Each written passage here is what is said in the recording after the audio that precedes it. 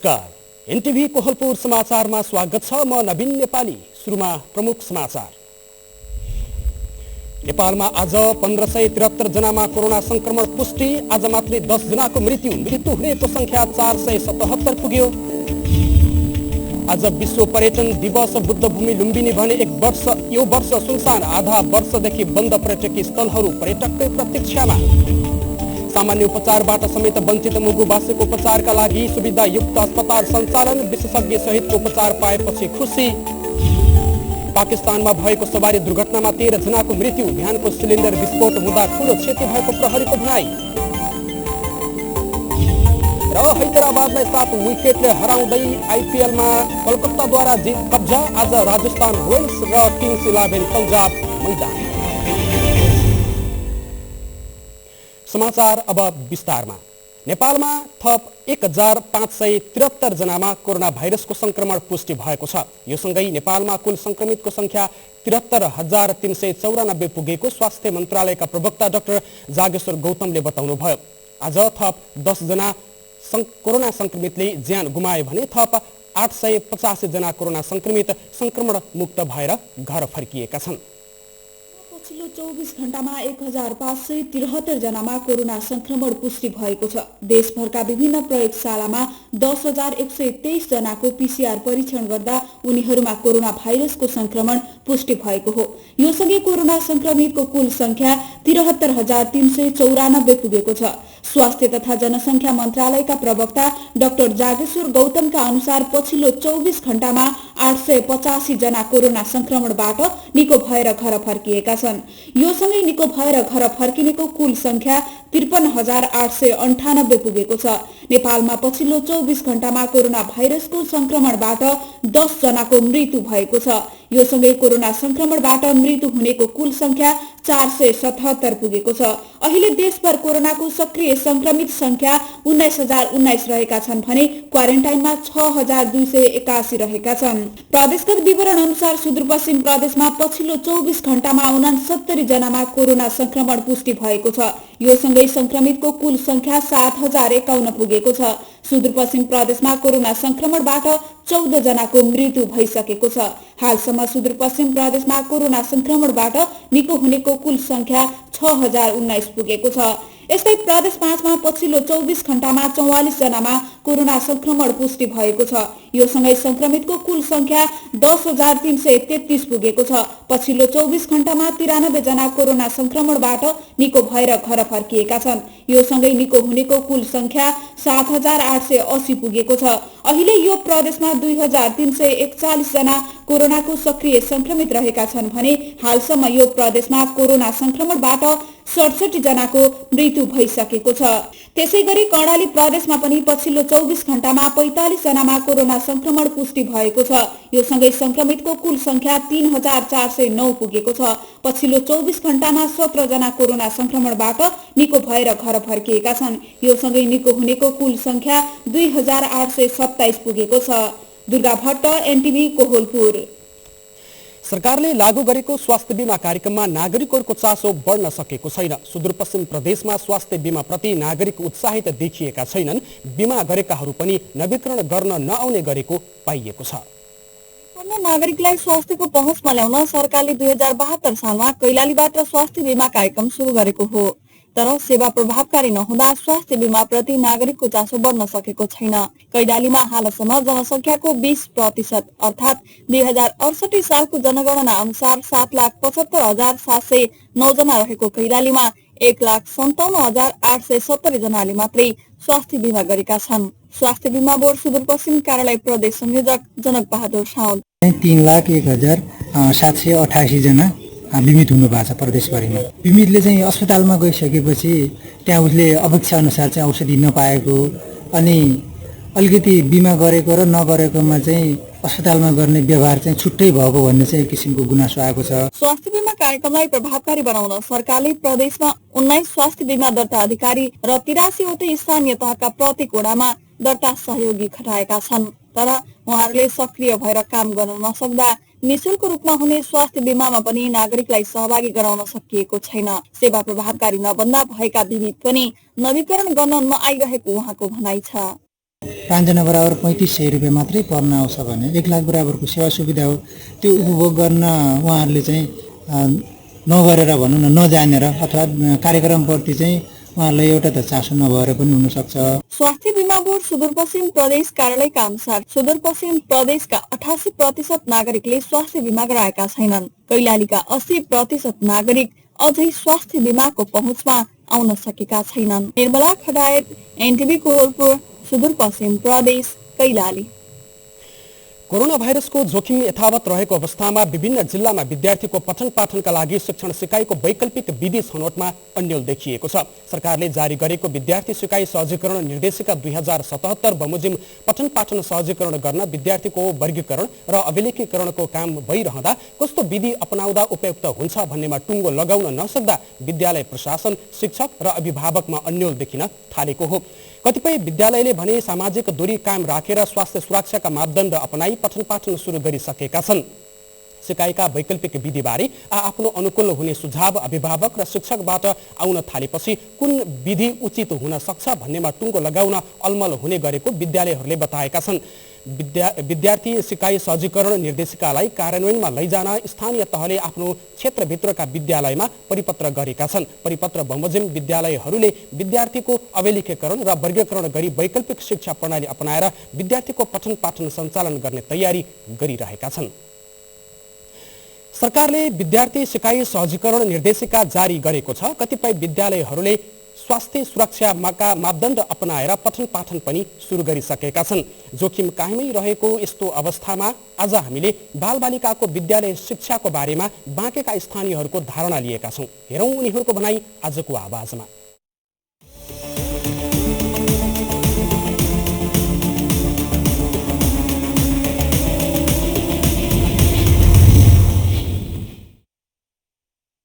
त्यसको लागि चाहिँ अब यो 6 महिना 7 महिना त बिति नै सक्यो होइन सर। अब बाँकी 2-4 महिना छ। यसको लागि चाहिँ सकेसम्म खोल्ने नै हो भने पनि डिस्टेन्स कायम गरेर एकदम स्कुलले ग्यारेन्टी लिएर हामी यस्तो यस्तो तरिकाले गर्छौँ भनेर खोल्दाखेरि राम्रो हो। तर अहिले कोरोना उच्च भएको कारणले झन् वृद्धि भइरहेको छ। त्यसको लागि पनि तपाईँको अब खोल्नुभन्दा पनि अब 2-4 महिना हो बरु घरतिरै होम ट्युसन गरेर मास्टर राखेर ट्युसन पढाएर सकेसम्म आफ्नो बालबालिका आफ्नो माया त हुन्छ होइन। जबरजस्ती स्कुलै धक्कल्ने काम गर्ने भन्दा पनि अब 2-4 महिना चाहिँ होल्ड गरेर बच्चा बुच्चीलाई स्कुल नपठाउँदै राम्रो हुन्छ जस्तो मलाई लाग्छ। बच्चालाई त अब स्कुल पठाउन त मन थियो, 1 वर्ष ग्याप हुने भयो बच्चाको होइन। अब यस्तो महामारी छ, अब कसरी पठाउने? स्कुलमा पनि अब जोखिम छ, पठाउन मन छ, यत्रो लगानी लगाइएछ। फेरि यो अनलाइन क्लास भनेर शुल्क पनि असुल्ने भनिरहेछ। के हो कन्फ्युजनमा छौँ हामीहरू। विद्यालय खोल्ने भनिरहेछ होइन। सामुदायिक रूपमा अहिले कोरोना सबसे बढ्दै गएको अवस्थामा स्कुल अहिले बन्द गर्दा हुँदा राम्रो हुन्छ भन्ने मेरो विचार हो। केटाकेटीको पढाइ साह्रै बिग्रिसक्यो। अब स्कुलमा पठाउन त मन छ, अब पठाएर कोरोना सर्छ कि भन्ने डर लाग्छ। अनि के गर्ने, अब घरमै बस्दा पनि पढाइ बिग्रिसक्यो, पठाउन पनि सर्छ कि भन्ने उता डर छ। महामारी हुँदै पनि हामीहरूले पठाउन अलि डर त्रास भइरहेको छ हामीहरूलाई। त्यसै कारणले गर्दाखेरि अझ सेनिटाइजरहरू मुखमा मास्क लगाएर पनि हामीहरूलाई त्यस्तो सम्भव छैन। बालबच्चाको भविष्यको लागि त अब यस्तो महामारीको बेलामा भरसक स्कुल नखोली हुन्थ्यो। किन हामीलाई पनि डर हुन्छ, बालबच्चालाई पनि डर हुन्छ। जोखिम धेरै बढ्दैछ। अझ 1-2 महिना नखोली हुन्थ्यो जस्तो लाग्छ मलाई।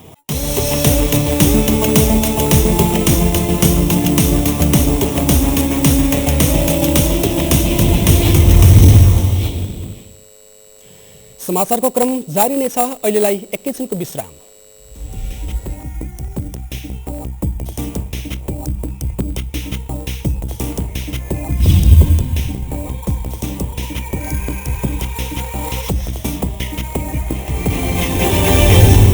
कोरोना भाइरस महामारीको सन्दर्भमा जात्रा, पर्व, महोत्सव, पास्ने आदि सांस्कृतिक एवं धार्मिक महत्त्वका चाडबाडहरू मनाइरहँदाखेरि हामीहरूले अनावश्यक जमघट र भिडभाडको सिर्जना नगरौँ। यस्ता पर्वहरू मनाइरहँदा एका घरका परिवारहरू मात्र मिलेर मनाऊँ। पर्वहरू मनाउँदा सामाजिक दूरीलाई कायम राखौँ। त्यसैगरी पर्वहरू मनाइरहँदा 2-4 जना मान्छेहरू पनि जम्मा हुँदा सधैँ मास्क लगाऊ र साबुन पानीले हात पटक पटक कम्तीमा 20 सेकेन्ड लगाई मिची धौँ। जनचेतनाका लागि सामाजिक विकास मन्त्रालय प्रदेश नम्बर 5 को समन्वयमा टिडिएच फाउन्डेसन र गेरुवा ग्रामीण जागरण सङ्घ बर्दिया। विश्रामपछि समाचारमा पुनः स्वागत छ। अब बाँकी समाचार। आज विश्व पर्यटन दिवस। पर्यटन र ग्रामीण विकासको नारासहित नेपालमा पनि विश्व पर्यटन दिवस मनाउँदै गर्दा बुद्ध भूमि लुम्बिनी भने यो वर्ष सुनसान छ। कोरोना महामारी र लकडाउनका कारण गत चैत्रदेखि नै बन्द रहेको लुम्बिनी क्षेत्र पर्यटकको आगमन तथा चहल पहलको पर्खाइमा छ। पर्यटन र ग्रामीण विकासको नारासहित नेपालमा पनि विश्व पर्यटन दिवस मनाउँदै गर्दा बुद्ध भूमि लुम्बिनी यो वर्ष सुनसान छ। वर्षेनी लाखौं पर्यटक आउने बुद्ध जन्मस्थल लुम्बिनीमा कोरोना महामारी र लकडाउनकै कारण अहिले आन्तरिक र बाह्य कतैबाट पनि पर्यटक आउन सकेका छैनन्। पर्यटन आगमन नहुँदा लुम्बिनीको आर्थिक गतिविधि ठप्प छ। सञ्चालन हुन्छ भनेर सबैले बृहत लगानी गरे। म मात्रै होइन, लुम्बिनीमा भैरवमा सबै साथीहरूले पनि लगानी गरे। होटलको क्यापेसिटी पनि बढाए। नयाँ होटलहरू पनि बने। मेरो पनि यो नयाँ होटल हो। पाइएन। यो कोरोनाको महामारीले गर्दाखेरि सबै बिजनेसहरू ठप्प भयो। पर्यटन छैनन्, लोकल पर्यटन पनि छैनन्। पनि यस असर चाहिँ डाइरेक्टली चाहिँ पर्यटन व्यवसायलाई पर्यो है। पर्यटन व्यवसाय लुम्बिनी त्यसो पनि अझ बेसगरी बढी लुम्बिनीले पर्यो जस्तो लाग्छ। किनभने लुम्बिनीमा बिल्कुल ठप्पै अब 6 महिनादेखि हामी एकदम तालाबन्दी नै गरेर होटलमा तालै लगाएर बसेको अवस्था छ। गौतम बुद्धको जन्मस्थल लुम्बिनी धार्मिक र सांस्कृतिक रूपमा पर्यटनको आकर्षणको केन्द्र हो।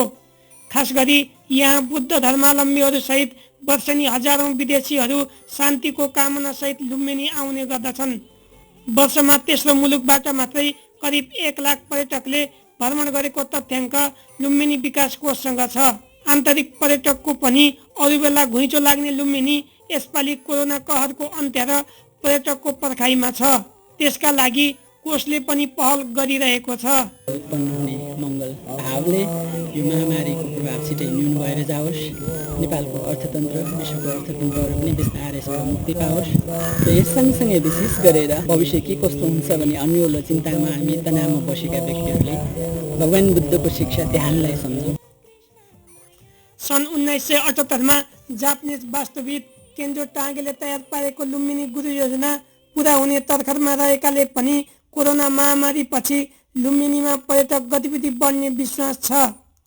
भैरवा अन्तर्राष्ट्रिय विमानस्थल निर्माण र त्यसका आसपासमा खुलेका सुविधा सम्पन्न होटलहरू तथा लुम्बिनी पुग्ने सडकको स्तर उन्नतिले पनि महामारी अन्त्य हुन साथ लुम्बिनीमा पर्यटकहरू बढ्ने अपेक्षा गरिएको छ।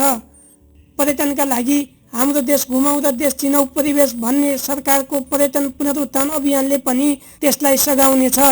केशव भण्डारी, नेपाल टेलिभिजन, प्रदेश नम्बर 5 बुटवल, रूपन्देही। प्रदेश 5 को प्रदेश सभाद्वारा गठित प्रदेश सभा नियमावली 2074 संशोधन मसौदा समितिको सभापतिमा भोज प्रसाद श्रेष्ठ चयन हुनु भएको छ। प्रदेश सभाको बैठकले प्रदेश सभा नियमावली 2074 संशोधन गर्न 8 सदस्य विशेषाधिकार सम्पन्न मसौदा समिति गठन गरेको थियो। समितिका सदस्यहरूको सम्पन्न बैठकले सत्तारूढ नेपाल कम्युनिस्ट पार्टी नेकपाका तर्फबाट श्रेष्ठलाई सभापतिको रूपमा चयन गरेको हो। समितिमा सत्तारूढ नेकपाका तर्फबाट निर्वाचित प्रदेश सभा सांसदहरू पार्वती पुन, चेतनारायण आचार्य र रेवती रमण पौडेल तथा प्रमुख प्रतिपक्षी नेपाली कांग्रेसका सांसदहरू रमा अर्याल, बसुद्दिन खान र ससराम यादव रहनु भएको छ। समितिले विज्ञहरूसँग छलफल गरेर राय सल्लाह र सुझावका आधारमा प्रदेशसभा नियमावली 2074लाई संशोधनको लागि मसौदा तयार गर्ने सभापति श्रेष्ठले बताउनुभयो। विगतमा भएको नियमावलीमा अधिकांश दफाहरू बाजिएको र कतिपय अव्यवहारिक समेत भएकाले व्यवहारिक बनाउन संशोधन आवश्यक रहेको भन्दै संशोधनका लागि दबाव पर्दै आएको छ। समितिले आगामी हिउँदी अधिवेशनको प्रारम्भमै आफ्नो प्रतिवेदन पेश गर्नेछ। विगतका वर्षहरूमा सामान्य उपचार नपाउने मुगुबासीहरूले अहिले सुविधा सम्पन्न अस्पताल पाएका छन्। विशेषज्ञ डाक्टरको सेवा पाएपछि ठूलै राहत महसुस गरेको उनीहरूको भनाइ छ। अब मुगुबासीलाई लाखौं रुपैयाँ खर्च गरेर उपचारका लागि जिल्ला बाहिर जानुपर्ने बाध्यताको अन्त्य भएको छ। विगत वर्षहरूमा सिटामोल लगायत सामान्य उपचार नपाएर मृत्युवरण गर्दै आएका मुगुवासीहरूले सुविधा सम्पन्न अस्पतालसँगै विशेषज्ञ डाक्टर पाएपछि ठुलै राहत महसुस गरेका छन्। नेपालकै दुर्गम तथा हिमाली जिल्ला मुगुका बासिन्दाहरूलाई विगत वर्षहरूमा बिरामी पर्दा उपचार नपाएर कसैले अकालमा ज्यान गुमाउँथे भने कसैले लाखौं रुपियाँ खर्च गरेर जिल्ला बाहिर गई उपचार गराउनु पर्ने बाध्यता थियो। कोइका नामको संस्थाले मुगु जिल्लामै पहिलो पटक सुविधा सम्पन्न अस्पताल निर्माण गरिदिएपछि मुगुवासीले अकालमा ज्यान जाने दिनको अन्त्य हुने आशा गरेका छन्। विगत वर्षहरूमा उपचारको कुरा परै जाओस्, मुगालीले रोगको पहिचान गर्ने डाक्टरको समेत अभाव खेप्दै आएका थिए। एकाएक आँखा अगाडि सुविधा सम्पन्न अस्पताल ठडिनु र विशेषज्ञ डाक्टर समेत पाएपछि मुगुवासी हर्षित देखिएका छन्। प्रदेश सरकारको समन्वयमा कर्णाली प्रदेश स्वास्थ्य विज्ञान प्रतिष्ठान जुम्लाबाट विशेषज्ञ डाक्टर आएको खुसीमा डाक्टर सिद्धार्थ दोष खातीलाई अस्पताल व्यवस्थापन समितिले स्वागत समेत गरेको थियो। म चाहिँ एउटा विशेषज्ञको रूपले यहाँ आउँदाखेरि र यसभित्र अन्तर्गतमा पर्ने भनेको चाहिँ स्त्री रोग र प्रसुति सम्बन्धीको चाहिँ विशेषज्ञ सेवा, शल्य चिकित्सक, शल्यक्रियाहरूको विशेषज्ञ सेवा तथा हाड जोड्नेहरूको पनि सेवाहरू उपलब्ध गराउने भने म चाहिँ यहाँ आएको छु। अस्पताल निर्माण पश्चात अन्य डाक्टरका साथै विशेषज्ञ डाक्टर समेत आएपछि जटिल केस बाहेकका अपरेसनहरू जिल्लामै हुने आशाले सबैतिर खुसी छाएको छ। विशेषज्ञ डाक्टरको थायी व्यवस्था, नियमित औषधि आपूर्तिका साथै आवश्यक उपकरणको बन्दोबस्त गरी सबै रोगहरूको उपचार जिल्लामै हुने बनाइदिन सम्बन्धित पक्षहरूसँग मुगुवासीहरूको अनुरोध छ। कविराज कार्की, एनटिभी कोवलपुर, कर्णाली प्रदेश, मुगु। स्थानीय जग्गा धनीको अवरोधका कारण राष्ट्रिय गौरवको भेरी बबई डाइभर्सन बहुद्देश्य आयोजनाको काम 3 दिनदेखि रोकिएको छ। जग्गा भाडामा उपलब्ध गराए बापत परिवारका सदस्यलाई रोजगारीको माग राख्दै जग्गा धनीले 3 दिनदेखि विरोध गरेपछि आयोजनाको काम रोकिएको हो। स्थानीयले 52 रोपनी जग्गा 5 वर्षका लागि आयोजना निर्माण कम्पनीलाई दिए बापत 17 जनालाई रोजगारी नदिएसम्म काम सञ्चालन गर्न नदिने स्थानीय टेक बहादुर सार्कीले बताउनु भयो। उहाँका अनुसार भाडामा जग्गा दिएका परिवारका सदस्यलाई रोजगारी दिनुपर्ने, त्यस क्षेत्रमा ढल निकासको व्यवस्था गर्नुपर्ने र नष्ट भएका रुख बिरुवाको क्षतिपूर्ति दिनुपर्ने माग राखिएको छ। आयोजना निर्माण कम्पनीका जनसम्पर्क अधिकारी पिताम्बर सापकोटाले कोभिड-19 र प्रोजेक्टकै समस्याले काम पूर्ण रूपमा सञ्चालन गर्न नसकेको बेला स्थानीयको मागलाई सम्बोधन गर्न नसकिने बताउनु भयो। भोलि त्यसले सधैँको लागि यहाँ हैकम जमाउन सक्छ। त्यो भएर मैले यहाँ नाली जोड्न दिएको छैन। नाली दिइन्छ एउटा शर्तमा, आयोजनाले अब कम्पनी उठी गएमा म कुनै यहाँ हकदाबी गर्ने छुइनँ नालीको लागि भन्न कागज गरिदिएपछि अनि म नाली जोड्न दिन्छु कम्पनीलाई। त्यो पनि जागिरी पनि दिनुपर्छ। अनि पहिलो प्राथमिकता मलाई जागिरी हुनु पर्यो सर। सबै परिवारहरू भोगै छन्। नेपालीहरूको महान चाड दशैं, तिहार तथा छठ पर्व नजिकिन थालेसँगै दुर्गा माताको मूर्ति बनाउन बाँकेमा मूर्तिकारहरू व्यस्त छन्। पर्वको बेला विगतमा भारतबाट आयात हुने मूर्तिहरू यस वर्ष कोरोना महामारीले सीमा नाका बन्द हुँदा नेपालमा बनाइएका मूर्तिले बजार पाउने देखिएको छ। नेपालीहरूको महान पर्व दशैं तिहार आउन अब करिब आधा महिना बाँकी छँदा बाँकेका मूर्तिकारहरू विभिन्न डिजाइनका माटोका मूर्तिहरू बनाउन व्यस्त भएका छन्। घटस्थापनादेखि 10 दिनसम्म दुर्गा माताको विशेष रूपमा पूजा गरिने भएकोले माग अनुसार धमाधम मूर्ति तयार पारिएको हो। यो मेरो हस्तकला, यसमा बाहिरबाट कुनै सामान नयुज गर्ने, मात्रै कलर लगाउने, यसमा जति छ त्यो मेरो पुरा हातको कला हो। यो गरगहनाहरू भएको, ज्वेलरीहरू भएको, सब सिंगारहरू लगाएको छु, त्यो सब मेरो हातको बनाएको हो। त्यो हातको बनाएको सर त्यो मूर्ति महँगो हुन्छ। बाँस, पराल, माटो, डोरी लगायत सामग्री प्रयोग गरी बनाइने दुर्गा मूर्तिको आकार अनुसार मूल्य निर्धारण गरिएको छ। वर्षको एक सिजनमा व्यापार हुने मूर्तिको 10,000 देखि 45,000 सम्म मूल्य पर्ने गर्दछ। यस वर्ष कोरोना महामारीका कारण सीमा नाका बन्द हुँदा भारतबाट आउने मूर्तिहरू रोकिएपछि नेपाली मूर्तिहरूले राम्रो बजार पाएका छन्। मैले मूर्ति अथवा मैले थाहा हुन्थ्यो यस्तो लकडाउन छ, दुर्गा पूजा हुन्छ भनेर पछि मूर्तिमा बढाएर बनाउँथे। तर अब बिचमा यस्तो त आफत थियो, महामारी थियो, के थियो सर। त्यही बेला मैले मूर्ति बनाएन धेरै। मैले बनाएको छु 20-22-25वटा मूर्ति बनाएको छु। त्यति त मेरो हर साल यहीँ कटिहाल्थ्यो। हर साल मूर्ति मेरो यहाँ कटिहाल्थ्यो, त्यति नेपालको चाहिँ मेरो बिकिहाल्थ्यो। तर यसपालि अब इन्डिया बन्द छ, जान पाएको छैनन्।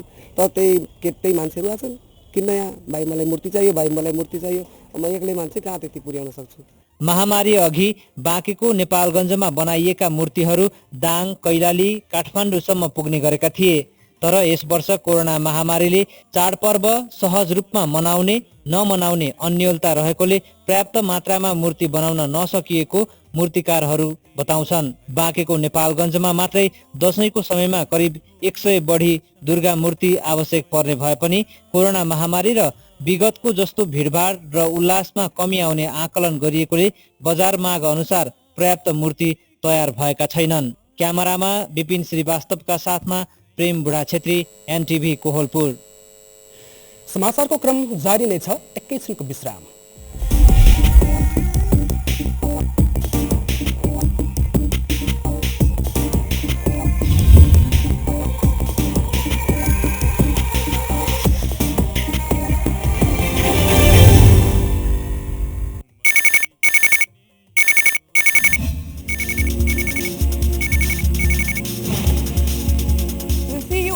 Saturday after 5 p.m. news only on NTV Kohalpur.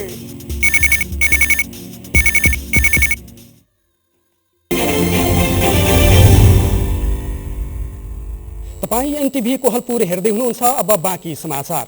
विरल वर्षासँगै खसेको पहिरो पन्छाउन नसक्दा शुक्रबार रातिदेखि अवरुद्ध सिद्धार्थ राजमार्ग आज पनि खुल्न सकेको छैन।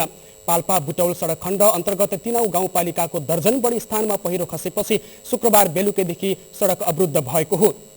राजमार्गको सिडिया खोला, कदमबास, सिद्धबाबा, हेडबक्स, पैठे डाँडा, भूतखोला, सिसुवा, झुम्सा, पानीमिल लगायतका स्थानमा ठूला ठूला पहिरो खसेको दोभान प्रहरी चौकीका प्रहरी नायब निरीक्षक सोमबहादुर सारू मगरले बताउनु भयो। झुम्सादेखि बुटौलसम्मको क्षेत्रको पहिरो शनिबार बेलुकी अबेरसम्म हटाइए पनि सिसुवा पानी मिल लगायतका स्थानहरूमा पहिरो पन्छाउन नसकेको सडक डिभिजनले बताएको छ। ठूला ठूला पहिरोसँगै खसेको पहिरो पन्छाउन सडक डिभिजनसँगको समन्वयमा दुईतर्फबाट डोजर परिचालन गरिएको छ। पहिरोले पहाडी क्षेत्रमा आउने सवारी साधन बुटौलतर्फ नै रोकिएका छन् भने पहाडबाट तराई झरेका सवारी साधनहरू केराबारी, चर्चरे, जोरधारामा रोकिएको प्रहरीले जनाएको छ। अब अन्तर्राष्ट्रिय समाचार।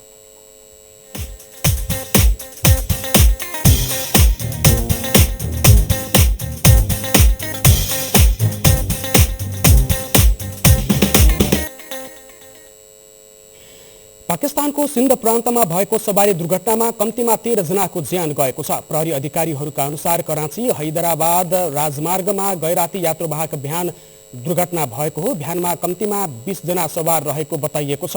अर्को सवारी साधनमा ठक्कर खाएपछि यात्रुवाहक भ्यान सडकभन्दा तल खोचमा खसेको प्रहरीले जनाएको छ।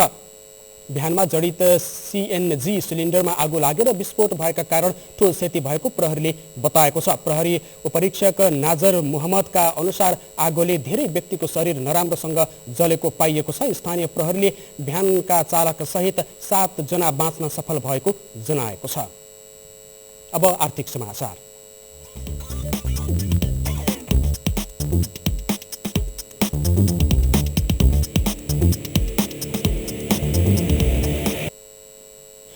शुक्रबारको तुलनामा आज सुन चाँदीको मूल्यमा गिरावट आएको छ। नेपाल सुन चाँदी व्यवसायी महासंघका अनुसार छापावाल सुनको मूल्य तोलाको 93,300 रुपैयाँमा कारोबार भएको छ। शुक्रबार छापावाल सुनको मूल्य तोलाको 93,900 रुपैयाँमा कारोबार भएको थियो। तेजाबी सुनको मूल्य तोलाको 92,800 रुपैयाँ निर्धारण भएको छ।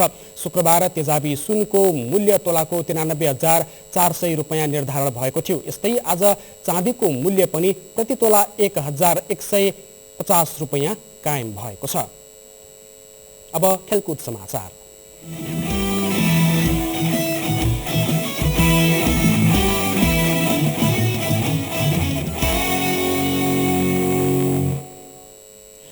कलकत्ता नाइट राइडर्सले आइपिएलमा पहिलो जित निकालेको छ। अबुधाबीमा शनिबार राति भएको खेलमा सनराइजर्स हैदराबादलाई 7 विकेटले पराजित गर्दै कोलकाताले पहिलो जित निकालेको हो। शेख जायद स्टेडियममा हैदराबादले दिएको 143 रनको लक्ष्य कलकत्ताले 18 ओभरमा मात्र 3 विकेट गुमाएर पूरा गर्यो। हैदराबादको यो लगातार दोस्रो हार हो। पहिलो खेलमा हैदराबाद रोयल च्यालेन्जर्स बेंगलोरसँग 10 रनले पराजित भएको थियो। आज राजस्थान रोयल्स र किङ्स 11 पन्जाब बीच प्रतिस्पर्धा हुँदैछ। राजस्थान आफ्नो दोस्रो र पन्जाब तेस्रो खेलका लागि मैदान उत्रनेछन्। खेल नेपाली समय अनुसार साँझ 7:45 बजे सुरु हुनेछ।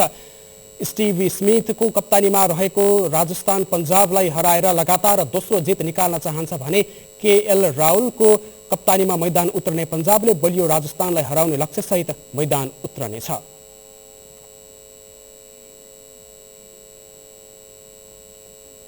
अब मौसम।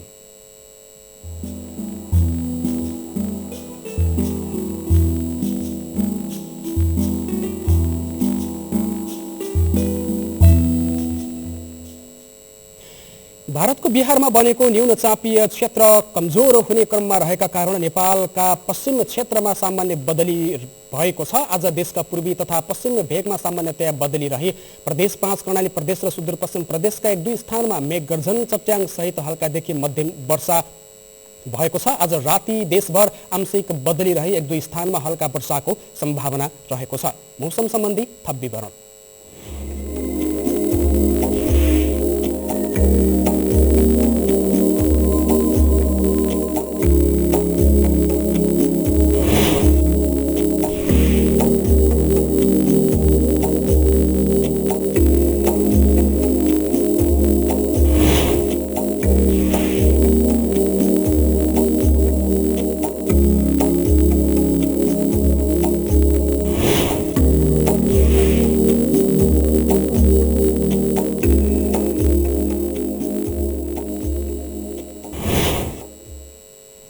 समाचारको अन्त्यमा प्रमुख समाचार पुनः एकपटक।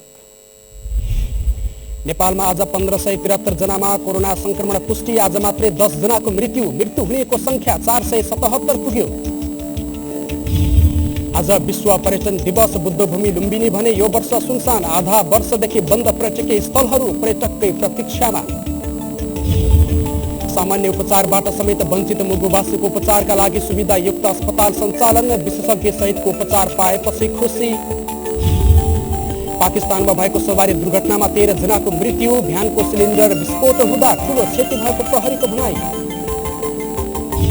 र हैदराबादलाई 7 विकेटले हराउँदै आइपिएलमा कोलकाताद्वारा जित कब्जा। आज राजस्थान रोयल्स र किङ्स 11 पन्जाब मैदानमा। अवस्था अहिलेलाई समाचारको सिलसिला यति नै। बिदा दिनुहोस्। नमस्कार।